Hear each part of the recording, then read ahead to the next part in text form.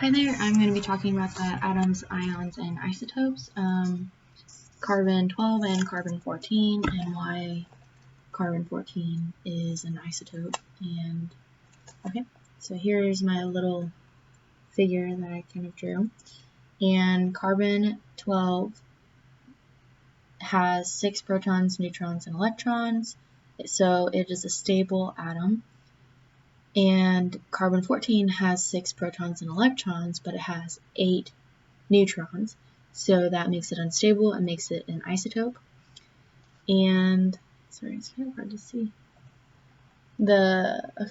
So for carbon-12 to find the neutrons, you have to take the atomic mass minus the mass number, and so that is like why carbon-14 is unstable, because 14 minus 6 is 8, so it makes it really unstable.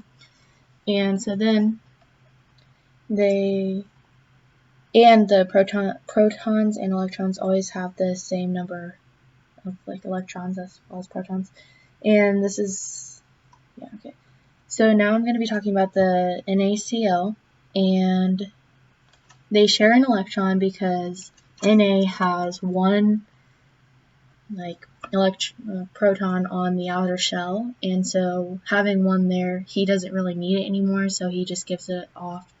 They share it. He gives it to Cl. Chlorine, because